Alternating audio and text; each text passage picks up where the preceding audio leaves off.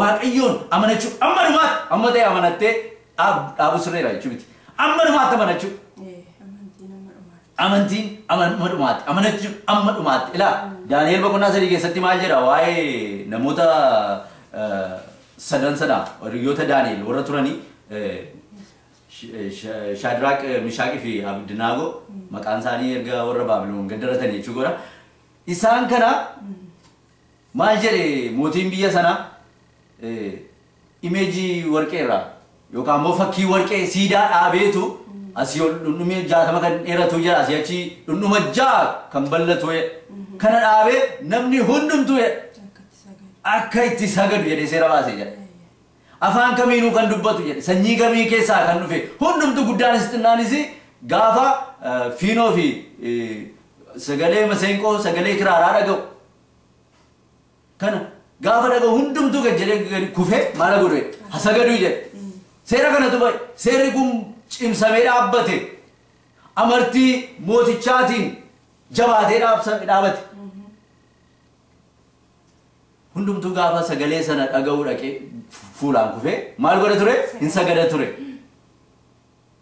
namoonni sadii garuu jiru ture namoonni kun sadani hin didan sagadu maqaan waaqayyoo kan galateeffame haa ta'u ameen maqaan waaqayyoo kan galateeffame haa ta'u ameen ila nama waaqayyoo kana adda nama godha nama waaqayyoo kanatu adda godha haleluuyaa ameen haleluuyaa sagannu jedhan yes maaliif namni waaqayyoo waan tokko beeka innis eenyuuf akka sagadu beeka eenyuuf kufee akka sagadu beeka eenyuuf gangalatee akka sagadu beeka waaqayyoo waaqa jiraataaf kufnee saganna ameen eenyuuf hin sagannu jechuudha siidaa eenyuuf hin sagannu jechuudha waaqayyoo garuu kufnee sagannaa jedhan maqaa waaqayyoo galateeffame haa ta'u kanaati yes ulfinni isaaf haa ta'u isa booda namoonni dhaqanii isaaf hin saganne maal ta'an jedhametti murteeffame abiddatti hagatamanii jedhame abidda keessa haa buufaman abiddatti hagataman kan hin saganne kan jedhu seerri ba'e itu isaan hin qabamin seerri kun gammaye jalqamoo ba'e jechuudha amma mootichi dhufee gaafa kana dhaga'u hin aaree jedhama caabi qulqulluun boqonnaa 3 guutummaa isaa eebbifattan kanaati maal ta'anii jedhee abiddatti hagataman abiddichis immoo maal ta'u jedhe gaafa itti gatamuu fedhanii dachaa torbaa maal ta'u itti dabalamu haa boba'u jedhe dachaa torbaa boba'u abiddi isaanitti darbatamuuf jedhan suni dachaa torbaa boba'u kanaatiif dachaa torba bobeessanii silas yeroo boba'ees ammas dachaa torba yeroo boba'ees ijoolleen waaqayyoo yaada isaanii gaddarra ameen ijoolleen waaqayyoo amanachuu isaanii waaqayyoo namachuu isaanii hin dhaabne jechuudha ameen nuuni sababa sii kennuu yookaan riizinii dhiyeeffachuun nu barbaachisu nu oolchuudhaaf yoo ta'e waaqayyo keenya nu oolcha haleluuyaa waaqayyo ni nu amanannu nu oolcha ameen nu oolcha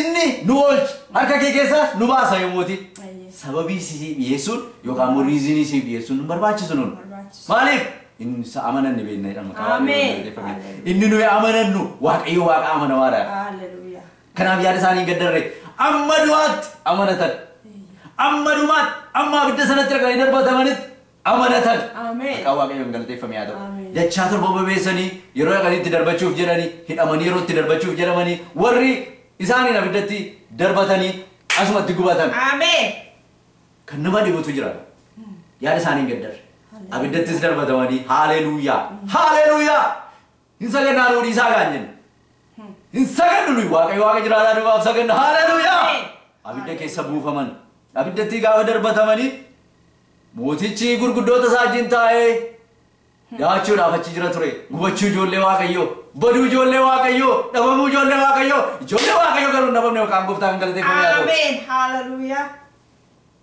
waan tokko achi keessatti argee abidda sana keessatti mootichi maal argee nama arfaffaa sila sadii keessa buusanii amma nama arfaffaa argan maal nama afur nama sadii miti kan galchine amma garuu nama afur argina achi keessatti inni tokko bifa ergamaa waaqayyoo qaba ameen haleluuyaa waaqayyo isaan amma dhumaatti amanatan waaqayyo isaan amma du'aatti amanatan waaqayyo isaan amma gubachuutti illee amanatan qofaatti isaan innis he was there ameen inni wajjiniin achi keessa jira ture haleluuyaa maqaan waaqayyoo kan galateeffame haa ta'u achi keessaa baafaman jedhama gaafa achi keessaa baafamanii gogaa isaanii illee miti rifeensi isaanii illee hin cincofne. Haleluuyaa. Isa kana waaqni keenya.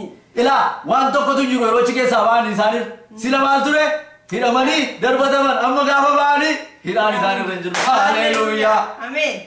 Isa kana waaqayyo isaan amanatan. Isa kana waaqayyo nu har'a amanan. Isa kana inni nu har'a amanadhaa jennu waaqayyoon amanadhaa.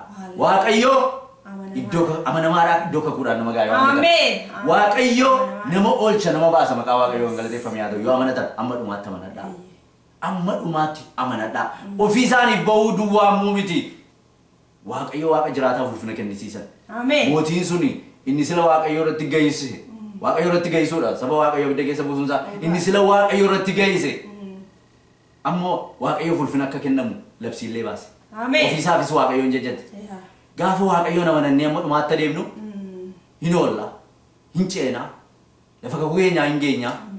Kana duwwaa miti. Warri waaqayyo irratti kaanii jiran illee waaqayyo ulfina kennu maqaan gooftaan galateeffamee. Ameen. Ameen. Ameen. Obboloota keenya waaqayyoon amanadhaa amma. Egaa amantii malee waaqayyoon gammachiisuun hin danda'amu. Namoota sagalee waaqayyo keessaati amanatanii lafa kakuu isaaniitti galan eebba isaanii dhaalan.